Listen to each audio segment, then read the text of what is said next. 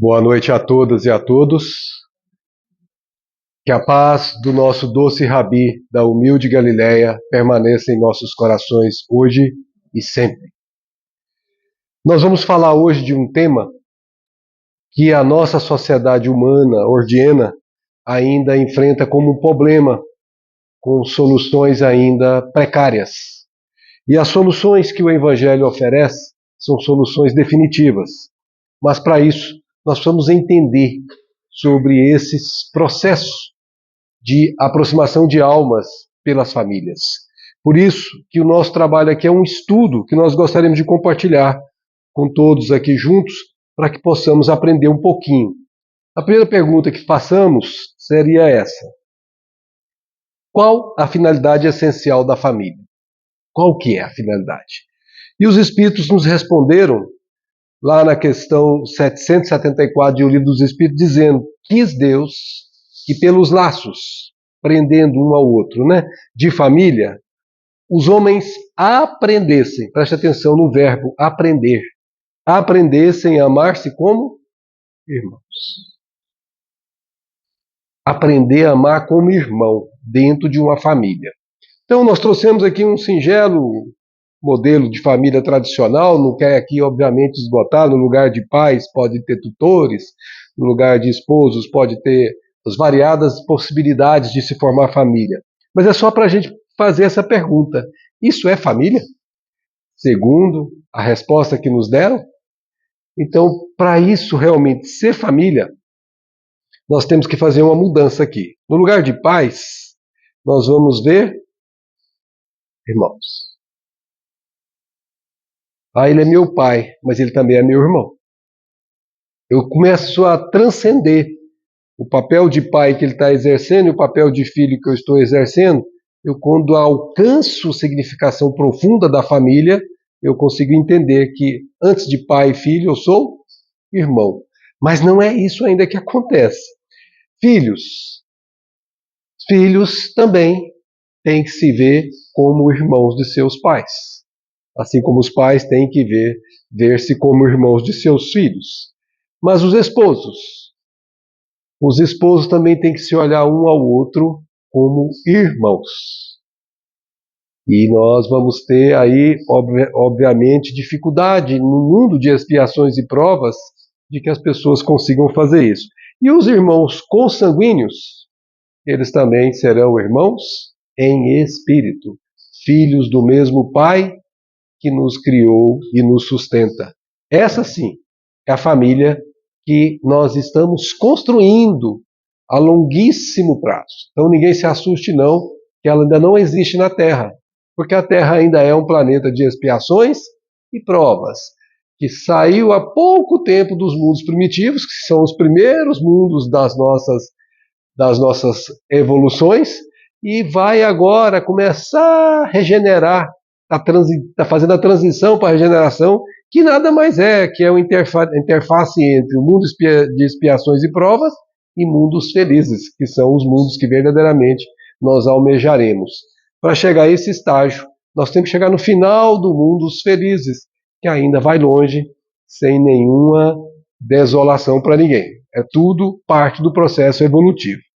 Então, o que nós estamos concluindo com isso é que a família universal está se elaborando.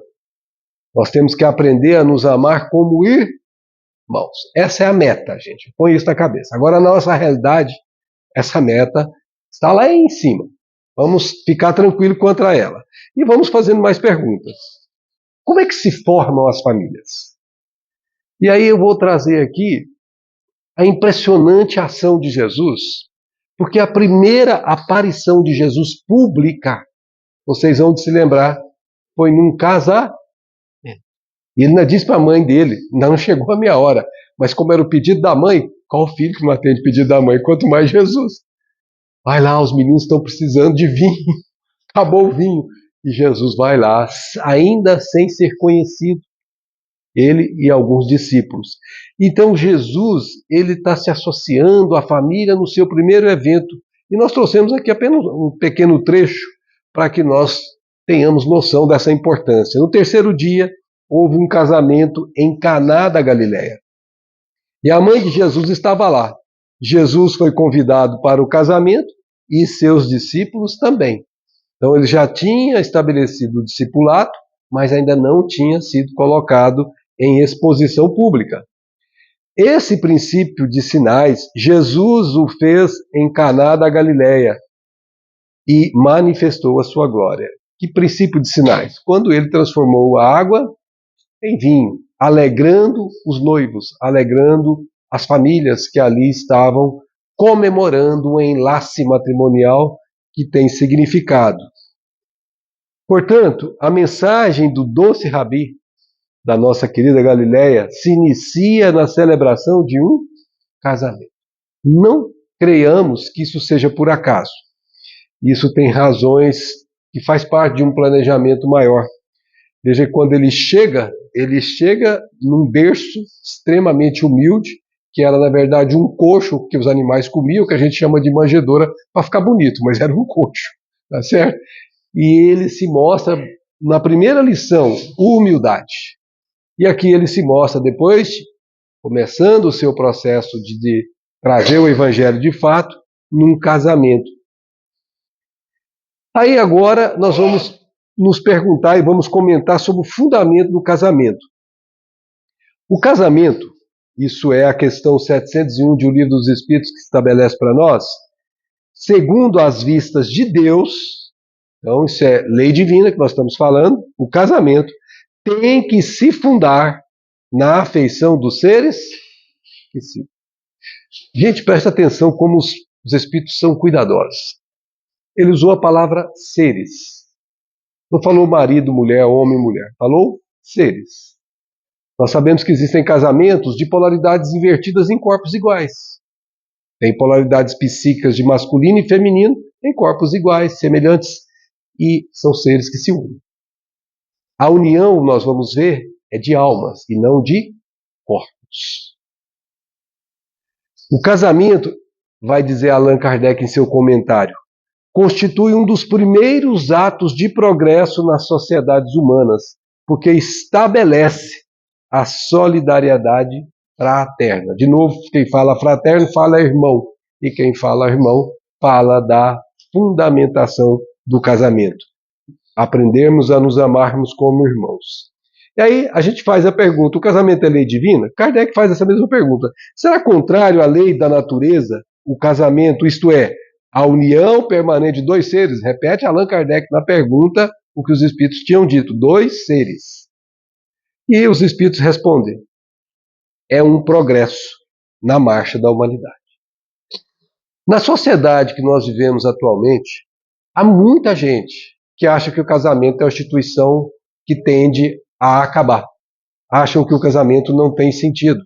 Na verdade, com todo respeito à opinião delas, muitas pessoas não querem estar vinculadas ao casamento para ter a liberdade de agir conforme o seu próprio movimento íntimo. É, na verdade, como se fosse uma fuga das responsabilidades que se estabelece quando se forma uma família, quando se tem filhos, quando se constitui esse magistral porto seguro de almas. Por isso, Kardec fez essa pergunta. Que efeito teria sobre a sociedade humana a abolição do casamento? O que aconteceria se o casamento acabasse? Se ele é um indício claro de progresso da humanidade, qual é o efeito se ele acabasse? E eles respondem, tranquilo, seria uma Veja, seria. Tempo verbal diz, seria, se isso por acaso acontecesse, o que não irá acontecer. E eles são bem firmes. Uma regressão à vida dos animais. Animal ainda não tem sentimento, não tem vínculo afetivo, no sentido humano como nós temos. Por isso, as ligações entre os animais não têm o mesmo contexto que as ligações entre os seres humanos. Por isso, informam eles, o estado de natureza é o da união livre e fortuita dos sexos. Daí a fuga do casamento torna a criatura para a liberdade que vai acabar se transformando em libertinagem. E não liberdade, propriamente dita. Parceiros variados, modificações, liberdades totais. As pessoas que pleteiam que o casamento faleça, pensam nessa liberdade que é a união fortuita do sexo. O que é fortuita? Casual. Não há ligações que prendam as criaturas alma a alma. E aí a gente vai trabalhar essa questão do sexo. Uniões matrimoniais e o sexo. O que o sexo tem a ver com o casamento? André Luiz, num estudo magistral, como nunca vi até hoje em nenhum outro lugar, ele diz assim: o sexo, analisado na essência, é a soma das qualidades femininas ou masculinas que caracterizam a mente, razão pela qual é imprescindível observá-lo do ponto de vista espiritual. A mente é quem determina se eu sou masculino ou feminino, e não a forma do corpo. Eu posso estar com a mente feminina no corpo masculino. Posso estar com a mente masculina no corpo feminino. A inversão psíquica, que a gente chama, ela pode acontecer por razões diversas que nós não vamos aqui analisar hoje. Mas cada um de nós traz nas polaridades íntimas da mente o que é predominante na encarnação presente. E isso é muito importante. Daí porque o André Luiz foi claro. O sexo precisa ser observado, ele usa a palavra imprescindível. Se você não observar, você vai errar. Essa é a verdade. Imprescindível do ponto de vista espiritual. Que aí você não vai ouvir, não vai analisar do ponto de vista humano, gênero, como a gente chama. Homens e mulheres, aqui ele usa bem a expressão, em espírito, apresentam-se certa percentagem mais ou menos elevada de característicos viris e feminis em cada indivíduo. O que o André Luiz está dizendo? Como você reencarna, ora como homem, ora como mulher, você vai ter os aprendizados que a polaridade masculina te oferece e os aprendizados que a polaridade feminina te oferece. Pelo número de encarnações que você fez em uma e em outra, você tem uma aquisição, você tem uma bagagem dentro de você que é a sua realidade presente. Então, uma pessoa que encarnou muito como homem, a predisposição dela é mostrar mais as tendências masculinas do que as tendências femininas. O contrário, se ela só encarnou como feminina, as tendências delas é de mostrar mais as predisposições femininas do que masculinas. Se ela está no meio termo, ela joga nos dois lados com uma certa tranquilidade. Vamos avançar que isso vai ficar mais claro ainda. Ele usa essa expressão, na variação de nossas experiências, ou seja, de encarnação a encarnação, nas várias movimentações que fazemos na vida, adquirimos gradativamente, pouco a pouco, qualidades divinas, como sejam a energia e a ternura. E aqui nós colocamos propositadamente o azul simbolizando o lado viril e o róseo simbolizando o lado feminil. Ou seja, quando você encarna na polaridade masculina, a chance de você desenvolver energia é maior do que se você desenvolver ternura. Por isso, se você fizer a conta de quantas mulheres vão para os assuntos religiosos, de mulheres comparado com, você vai ver que a predominância é de mulher. Em todo tipo de religião, inclusive aqui no Espiritismo. Se fizer uma conta aqui, a gente vai perceber isso. Então, há uma predisposição, quando você encarna na condição feminina, de você desenvolver mais ternura do que energia. Ah, mas então, se eu sou feminino, não posso ter energia? Claro que pode, falando das aquisições. Se você já desenvolveu a energia em encarnações passadas, você não vai deixar de perder a ternura e ser firme na sua energia. Você vai ser firme, você vai ser tranquila, mas você vai ser firme, você vai ter energia que você adquiriu em precedentes encarnações. E assim funciona a mesma coisa para todas essas que ele vai colocar. A fortaleza, você tem a chance de desenvolver mais fortemente quando você está no masculino. E a humildade, você tem a chance mais de desenvolver quando você está no feminino. É muito mais fácil você encontrar, sobretudo nos momentos difíceis, a mulher sendo humilde e o homem sendo muito mais orgulhoso, não dá o braço a torcer. Quebra, por exemplo, está precisando de ajuda, não pede. A mulher vai e pede. É mais frequente isso por causa dessa qualidade. O poder e a delicadeza. Ah, então mulher não pode ter poder de novo. Se ela já conquistou, ela vai expressar o poder que ela já conquistou, que está no seu psiquismo, mas não vai deixar de ser delicada, não vai deixar de ser terna, não vai deixar de ser aquela pessoa humilde. A inteligência e o sentimento, que nós sabemos que vão dar, com certeza, os recursos de ação para o mais alto. A iniciativa e a intuição. Aqui nós falamos de razão e intuição. Às vezes, os homens tendem mais a tomar decisões baseadas nas razões lógicas, sem consultar o sentimento. E às vezes, excessivamente piegas, uma mulher também só ouve aquilo que ela sente que é, mas não raciocina se aquilo faz sentido, se aquilo é lógico. Então, nem lá, nem cá. O ideal é o equilíbrio. Eu sinto o que a razão me diz. Aí eu estou no caminho certo e dificilmente eu erro quando eu caminho conjugando os dois movimentos do psiquismo. O que eu adquiro como feminino com o que eu adquiro como masculino. E por fim, a sabedoria e o amor, que o Emmanuel diz que são as duas asas que todo ser em evolução precisará adquirir para poder adquirir a tal da espiritualidade e alçar voos mais elevados rumo ao Pai de onde veio. E você só faz isso conjugando um com o outro nas diversas experiências.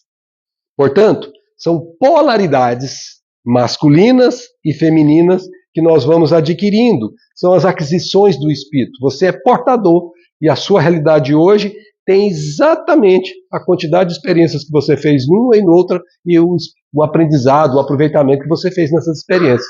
Essa é a sua realidade hoje. Então tem gente que trabalhou muito numa determinada polaridade, a predominância dele vai ser aquela polaridade, nada de errado. Trabalhou muito na outra polaridade, o inverso também se faz. Até um dia, disse o André Luiz, conseguirmos o supremo equilíbrio em Deus, quando nós seremos portadores das duas polaridades em nós mesmos. E aí, como disse Jesus, eu e o Pai somos um. Lembra que Jesus já era portador dessas duas qualidades psíquicas de forma espontânea. Quando ele dizia, hipócritas, tirai primeiro a trave do vosso olho, hipócritas, por fora túmulos caiados, por dentro podridão. Ou seja, ele era firme como um ser masculino tradicionalmente o é. Mas quando ele estava diante das pessoas na situação difíceis, como a mulher que tentaram apedrejar, mulher, onde estão os que te perseguiam? Eles se foram, Senhor. Então vá também, minha filha. Não peques mais, para que não suceda coisa pior. Ele não recrimina, não chama atenção. Seu coração materno, ele entende que houve alguma razão para aquilo acontecer e não recrimina, não agrava a dor que a criatura já está sofrendo. Isso é um coração materno, isso é uma polaridade feminina. Então, o ser, nesse estágio, ele transita naturalmente das duas polaridades, que ele já é portador em si mesmo. Esse é o fim.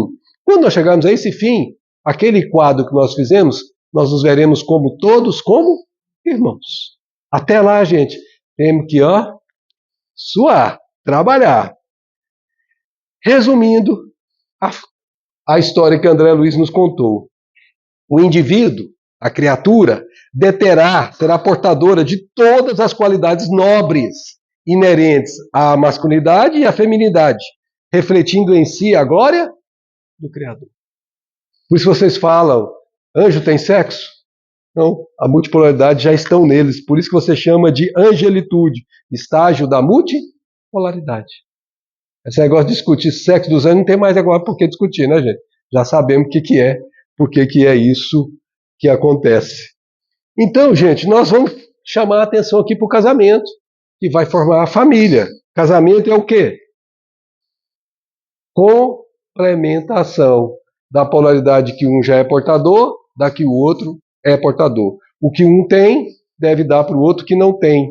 Se você observar isso com cuidado, esse casamento é casamento de sucesso. Agora, se você quiser que o outro seja como você gostaria que ele fosse, não como ele é, você vai ter muito problema na sua relação com o outro. Por isso, as polaridades psíquicas vão se somar pouco a pouco no conjugamento de duas almas ou mais almas dentro de um lar. E aí tem a pergunta, em que escola aprendemos a fazer a complementação psíquica? E Emmanuel nos respondeu de maneira clara, a melhor escola ainda é o lar. O lar é onde a criatura deve receber as bases do sentimento e do caráter. Não fala onde vai receber educação intelectual, não fala onde vai receber o alimento físico, não fala onde vai receber a herança monetária. Não. O lar que está se referindo aqui, ele tem uma missão, fazer com que sentimento e caráter sejam formados naqueles que compõem aquele lar. Os próprios pais, os próprios filhos, os esposos, os irmãos entre si. O que é o lar? Essa é a pergunta. Ele falou que é lar. O que é o lar segundo a lei divina? Aquela lei que diz que nós temos que nos aprender a amar como irmãos, mesmo sendo marido e mulher.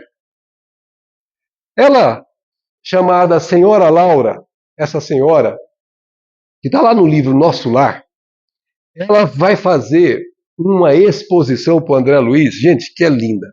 O dia que eu li aquilo, eu parei, comecei a elaborar esse trabalho aqui de forma esquemática para que a gente possa entender o que ela está dizendo. Ela colocou duas linhas, uma na vertical e uma na linha na horizontal. A linha vertical, ela chamou que são as polaridades psíquicas femininas. Então ali você tem sentimento feminino envolvido nas inspirações criadoras da vida. É o que a gente chama de terra-céu. Mas nós vamos lembrar que essa é a hora dela atuar na aquisição de ternura, na aquisição de humildade, na aquisição de delicadeza, de sentimento, de intuição, de amor. Toda vez que você encarna numa polaridade e quer viver a outra polaridade, você vai errar. Porque você está violentando a natureza da sua encarnação. Mas se você se entrega sem pieguismo a conquistas dessas qualidades, dessas virtudes, você está cumprindo a sua realidade aqui na Terra. E aqui nós vamos ter a outra linha, que é a linha do terra-terra. Então eu já avisei lá em casa a minha esposa, por exemplo, né? Falei para a gente já está quase 40 anos juntos, together forever, como diz um amigo meu. E eu falei para minha filha, da próxima vez, aí na próxima encarnação, se quiser vir comigo, vem como homem, porque eu vou vir como mulher, viu? Aí eu não quero vir como não. Então não vamos casar, vai ficar afastado. Fiquei com ela. Então aqui a gente tem exatamente o sentimento masculino em marcha de realizações no campo do progresso comum, que a gente pode ler terra. As aquisições mais voltadas para as questões da terra. Por isso que a predisposição dele para vir em assuntos religiosos, espirituais, é menor. Não significa que eu não venha. Por quê? Porque provavelmente ainda tem menos aquisições femininas no seu psiquismo do que precisariam para ter esse estímulo e fazer essas aquisições. Então, aquilo que nós vimos, ele tem que desenvolver energia, fortaleza, poder, inteligência, iniciativa, que vão dar como resultado a sabedoria. E aí ela vai dizer para nós, a senhora Laura, numa lição maravilhosa: o lar, meu filho, é o sagrado vértice onde o homem e a mulher, onde a polaridade masculina e a feminina se encontram para o entendimento indispensável. Quem tem mais, dá para quem tem menos. Você forma esse vértice. Lembra que no final da vida você vai ter uma só linha. São os dois vértices fechados, essas duas linhas se encontram e você vai ser portador das duas polaridades em si mesmo. Você vai ter as duas sem que elas se confundam. Portanto, esse vértice aqui é o desafio maior do casamento. Desafio maior da família. Você fazer com que aquilo que é oposto, poxa, ternura e energia são coisas que parecem antagônicas. Aquilo que é oposto tem que conjugar um com o outro para fazer com que a complementação se faça. E ela diz mais: o lar é o templo. Olha a palavra que ela usa. O templo, onde as criaturas devem unir-se espiritualmente antes e corporalmente. Quando a gente dá aula, né, na faculdade para os meninos, tem muitos meninos novos, e eu sempre tenho que ter a oportunidade, eu brinco com eles, meninas e meninos. Não se juntem uns com os outros para formar família só pelas aparências físicas, viu? Porque tem uma lei de gravidade, nós aprendemos de um tal de Newton, que diz que tudo cai, viu? A aparência física não vai ficar bonita o resto da vida toda, não. Olha a aparência espiritual. Veja se aquela criatura te causa bem-estar íntimo e não apenas sensações fisiológicas que te atraiam a ela. Se você conseguir conjugar os dois, melhor. Se não, dê preferência às percepções do sentimento e não às percepções das sensações. Porque você terá maior chance de encontrar o seu par perfeito para complementar do que se você der valor na primeira. Duas linhas ensina a dona Laura, divergentes, porque uma está caminhando para a terra e a outra está caminhando para o céu. Tentam, é a palavra, por isso que é desafio. Tentam formar o vértice sublime, que é quando se une as duas e a gente usa a polaridade do outro e o outro usa a polaridade da gente e a gente se complementa. Então, por exemplo, se eu tenho energia, mas às vezes sou impaciente, e a outra tem ternura e é paciente, então eu me aproveito da paciência nas experiências com ela e aprendo com ela. Mas ela é muito parada, não tem muita movimentação, ela aprende na energia daquele que está com ela a complementar. Isso é fazer o vértice, fazer o papel dele. É essa ligação entre as duas linhas que caminham para rumos diferentes. Para que isso? Para construírem um degrau na escala grandiosa da vida eterna, aquela que nos levará a sermos irmãos uns dos outros. Aí a pergunta que não pode calar, né? Existe o lar na Terra segundo as leis divinas? Existe ou não, gente? Onde está ele? Me fala que eu vou lá visitar. Gente, nós vamos responder com a dona Laura. Ela vai dizer assim: por enquanto, raros, não existe. Raros conhecem que o lar é instituição essencialmente divina e que se deve viver dentro de suas portas com todo o coração e com toda a alma. Se é uma instituição divina, se é um templo, como ela usou o termo, como é que a gente entra num templo, numa instituição divina? Com todo o respeito, com todo o fervor que a gente possa ter no coração. E às vezes você vê chegando em casa maridos que brigam uns com os outros, esposas e maridos, filhos, e essas coisas que a gente está habituado, infelizmente, a ver. Esses desconhecem que o lar é instituição divina, porque se conhecessem, no fundo, jamais entrariam no lar desrespeitosamente, como acontece ainda, infelizmente. Importa considerar que, a rigor, é a senhora Laura falando, o lar é conquista sublime que os homens vão realizando vagarosamente. Por isso que a gente reencarna muitas e muitas vezes. Vamos aprendendo essas lições pouco a pouco. Não dei conta. Tudo bem, vamos repetir a lição. O Pai sabe esperar o nosso tempo. Ele não violenta nossas inteligências, nossas consciências.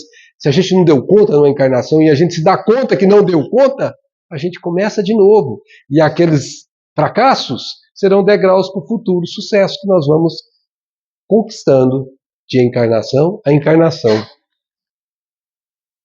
Aqui neste planeta tem 3 tipos de uniões matrimoniais, segundo nos ensina a senhora Laura. A primeira ela chama de uniões de almas gêmeas, que a gente aprendeu aqui que na Terra vira tudo algema, né? É isso. A segunda são uniões de almas irmãs ou afins. Almas que se parecem muito, que se complementam com facilidade. E as outras são as uniões de... Não é aqui nesse planeta não, né? Olha o que ela diz. Na fase atual, evolutiva do planeta, planeta de expiações e provas, existe na esfera carnal raríssimas uniões de almas gêmeas. Quem já viu o filme de Francisco de Assis e Clara, vão ver ali, bem esse tipo aqui. Não tem união de corpos. Um simples olhar alimenta, nutre um ao outro. Os espíritos estão extremamente próximos no mesmo nível evolutivo e se completam de modo espontâneo. Isso é raríssimo. Reduzidos matrimônios de almas irmãs e afins, aqueles que não têm muita dificuldade para conviver, os problemas que aparecem eles superam com tranquilidade, porque também têm muitas afinidades em comum e completam-se uns aos outros. Mas olha o que ela diz com o último, relação ao último. E esmagadora, a palavra é dela, viu gente? Esmagadora percentagem de ligações de...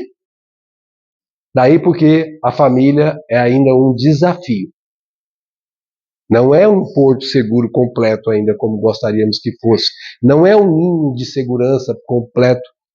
Porque há o resgate. Uniões de resgate, portanto, e os desafios da família é o que nos importa tratar aqui agora. Primeiro, essas almas que têm antipatias mútuas entre si, elas precisam se unir. Então, termina a encarnação, um brigado com o outro, não conversa mais. E se deixasse sem que eles se escondessem em novos corpos, eles não se reaproximariam com muita facilidade de jeito nenhum. O que se faz? Veste-se novos corpos, não se reconhece, apesar de se pressentirem É o que se chama simpatias e antipatias. Mas acontece que vai ter que reaproximar. E se tem antipatia, como é que faz para reaproximar? Aí o André Luiz ensina assim, ó. Somos atraídos por determinadas almas, nem sempre porque as estimemos em sentido profundo. Então por que nós somos atraídas? Porque o passado a ela nos reúne. Então vem aquele momento do encantamento do namoro, né? Vocês já viram isso? A moça encontra o rapaz, a mãe fala, minha filha, esse menino presta, larga ele. A menina briga com a mãe, mas não larga o menino. Aí depois de 6 meses ela pega e diz, mamãe, eu não aguento mais. Ou seja, tem um período que a lei de magnetismo faz com que você não enxergue a antipatia. Você sente uma atração que você não consegue lutar e você é invariavelmente atraído naquela direção. E ali os encontros se darão. Mas, tão logo recebam a bênção nupcial, e são palavras da senhora Laura, na maioria dos casais, apaga-se a beleza luminosa do amor quando os cônjuges perdem a camaradagem, sobretudo isso aqui, gente, gosto de conversa. Deve ser muito difícil conviver com uma pessoa que você não gosta de conversar com ela, gente. 24 horas por dia. Isso deve ser muito triste. Por exemplo, em casa, com minha esposa, a gente tem, com certeza, uma alegria, porque a coisa que nós temos mais prazer é conversar um com o outro. Vamos de manhã para o café da manhã, é uma conversa agradável, a gente se pede. Tem problemas? Tem, como qualquer casamento, mas são tão infinitesimais que a gente nem considera. E esse gosto de conversar durante 40 anos, se você perder, viver 40 anos um com o outro, sem ter gosto de estar conversando com essas pessoas, deve ser muito difícil. Eu não sei o que é isso nesta encarnação. Na maioria, os casais terrestres passam as horas sagradas do dia vivendo a indiferença, ou pior, o egoísmo feroz. Tem muitos maridos e muitas mulheres que fazem isso. Quando o marido permanece calmo, a mulher parece desesperada. Quando a esposa se cala humilde, o companheiro tiraniza, pisa em cima, humilha. Nem a consorte se decide a animar o esposo na linha horizontal de seus trabalhos temporais, porque ele está no terra a terra, por isso que ela falou linha horizontal, nem o marido se resolve a segui-la no voo divino de ternura e sentimento rumo aos planos superiores da criação.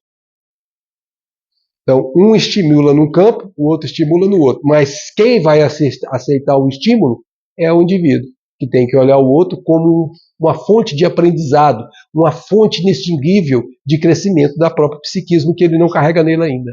Então, na convivência com aquela pessoa durante 40 anos, que eu estou chamando aqui como um número fechado, você tem muita chance de aprender muita coisa com a pessoa que você não detém em você, mas que depois dessa convivência toda, alguma coisa você assimila. E você se torna melhor naquele campo que você não tinha antes. Daí em diante, quando eles perdem o gosto de se conversar, os mais educados respeitam-se. As formalidades do casamento, às vezes dorme numa cama, o outro dorme na outra, aquela coisa toda que vocês... Aqui claramente ninguém tem esse problema, obviamente. Os mais rudes mal se suportam. Então, dependendo de quem está convivendo um com o outro, pode acontecer isso. Não se entendem, perguntas e respostas são formuladas em vocábulos breves.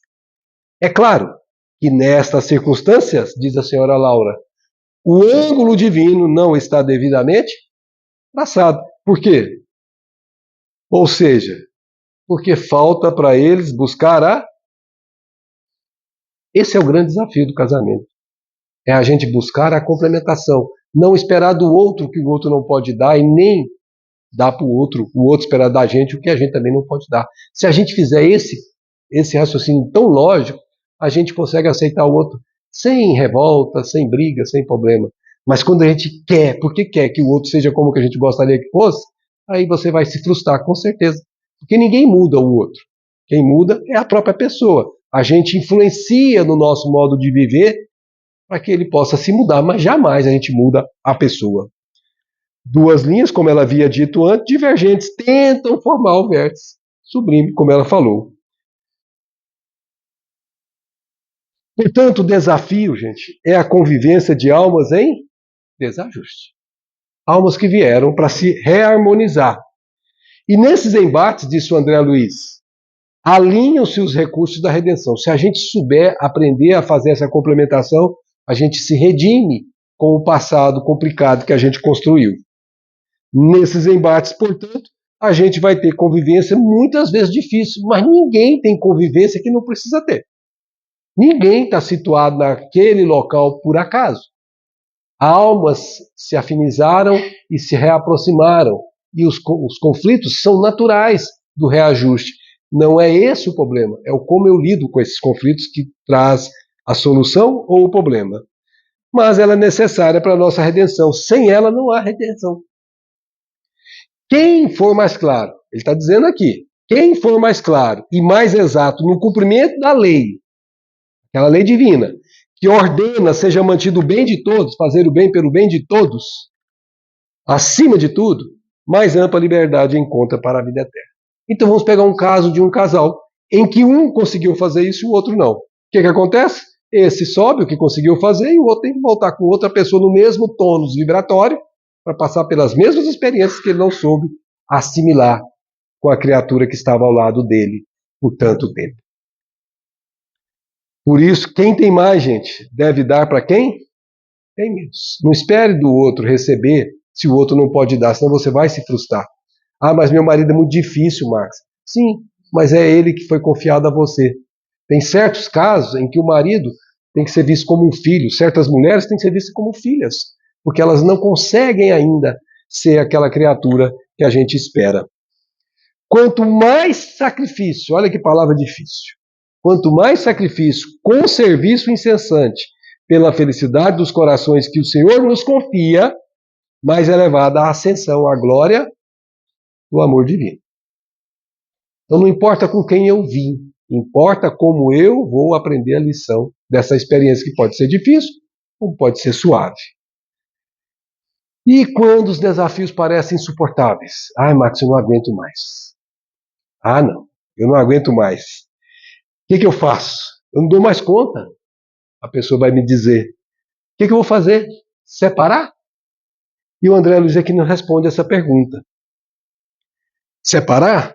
Ele diz, nos problemas matrimoniais, o divórcio é compreensível, como providência contra o crime, seja ele o assassínio ou suicídio.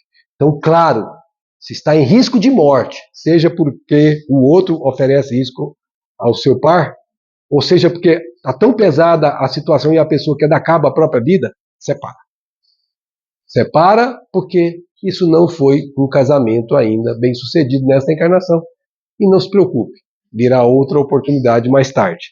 Mas o André Luiz diz que se você não está nessas condições e você toma a decisão do divórcio, ele diz, olha, você pode tomar, é livre-arbítrio, mas o divórcio não soluciona o problema da redenção. Significa que você, homem ou mulher, psiquismo masculino ou feminino, podem provocar o divórcio e obtê-lo como sendo o menor dos piores males que lhes possam acontecer. Ainda assim, não se libertam da dívida em que se acham incursos, débitos a pagar, cabendo-lhes voltar ao pagamento respectivo, tão logo seja oportuno. Vão se reencontrar. Ah, vou ter que reencontrar de novo com aquela criatura. Vai. Se vocês se separarem no mesmo tônus, vai. Vai. Mas esse aprendizado desse momento que você teve vai servir de base para você conseguir vencer na próxima. E eu aprendi uma lição desde menininho, dizer assim, não deixe para amanhã o que você pode fazer hoje. Então trata de resolver logo esse negócio do casamento logo. Você pode sair do lado de lá, quando sai do lado de lá, você não vai se sentir marido e mulher um do outro, não. Você não vai sentir afetividade, mas você não vai sentir rejeição, antipatia. Você conseguiu equalizar. Numa outra ocasião, aí sim você vai conseguir desenvolver o verdadeiro amor. Então são estágios. É aprender a amar como irmão. Essa é a essência. Por isso, gente, algumas reflexões para as nossas considerações. Houve um casamento em Caná da Galileia. Jesus foi convidado para o casamento. A pergunta é, na nossa intimidade, cada um de nós responda para si mesmo. Esta é a pergunta primeira. Jesus foi convidado para nossas bodas? No dia que nós casamos, Jesus estava lá conosco? Essa é uma pergunta íntima. E se isso foi possível, se ele estava, a pergunta seguinte é: Jesus permanece em nosso lar no dia a dia? Ou seja, o que eu aprendo do Evangelho, eu aplico lá dentro de casa? Ou ele só vale aqui para a casa espírita, no trabalho social, mas lá em casa é no meu jeito? Será que é assim? Ou será que eu estou me esforçando para viver as lições que Jesus me oferece para tornar esse casamento um processo santificante para as duas almas, para as três almas, para quantas almas estiverem ali se reajustando? Pensemos nisso, porque este é o fim do propósito maior da vida, porque foi ele que afirmou: portanto, o que Deus ajuntou, não o separe o homem. O que Deus ajuntou foram almas e não corpos. Deus ajuntou as essências divinas que nós temos que aprender a nos amar como irmãos. Não separemos isso, porque nós estamos contrariando a lei quando assim fazemos. Muita paz a todas, muita paz a todos e muito obrigado por sua atenção.